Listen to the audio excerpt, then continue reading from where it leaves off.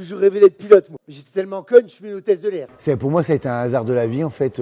C'est-à-dire que j'aimais, il fallait une nature comique, je pense que j'aimais faire rire dans les avions, j'aimais faire rire les gens, j'aimais raconter des histoires et en escale et aux passagers et aux équipages. Donc c'est les gens qui me disaient que j'avais un don pour les faire rire ou pour narrer des situations. Et c'est de là que tout est parti. C'est une copine qui vit à Toulouse d'ailleurs, copine hôtesse qui m'a inscrite à un concours d'humoriste qui s'appelle le Printemps du Rire ici à Toulouse. Et j'avais 10 minutes de sketch et avec ce sketch, je suis arrivé en finale.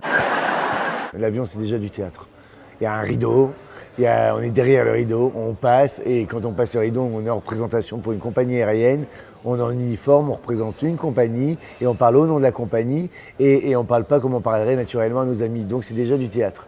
Donc finalement, et puis on doit convaincre des gens ou de les faire rire ou de prendre du poulet s'il n'y a plus de poisson.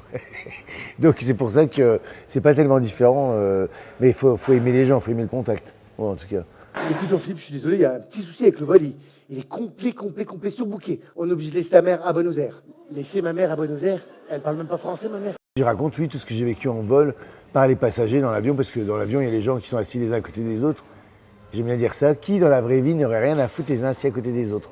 Donc ça donne des situations un peu décalées et détonnantes. Donc, ouais, mais tout est vrai. Tout est vrai. Ouais, je caricature le fond, mais c'est mon ressenti à moi, mais tout est vrai. Poulet, poisson, poulet, poisson. J'ai gommé mon accent, je parle bien, je fais bonjour, bienvenue à bord. Et puis t'entends, ça revient, un verre d'eau, hein? Il y a des gens qui posent beaucoup de questions à bord et qui ne réfléchissent pas avant de poser leurs questions. Donc moi, je sais que dans l'avion, par exemple, moi, je suis en train de faire le service, je ne sais pas forcément ce qu'on survole au moment où on le survole, puisque moi, je suis occupé à autre chose pour le coup. Eux sont assis au hublot et ils n'ont que ça à foutre de regarder ce qui se passe par la fenêtre. Et ils voient une montagne et forcément, ils vont m'interpeller. Alors que je suis en plein service, ils me disent « C'est quoi ça ?» Alors qu'ils ont un plan, hein, qui est en détail. Je ne sais pas, donc je répondais toujours la même réponse. Je disais « C'est le Mont Blanc. » Il dit, mais oui, on va à Rio. Je dis, oui. Ah, je dis, les autoroutes aériennes, ça a changé. Hein. Il dit, il faut des travaux sur l'autoroute. Donc, mais j'ai remarqué que les gens, ils croient ce qu'on dit dans l'avion. Ils me croient, moi. Let's go surfing now. Everybody's learning how. Come on a safari with me.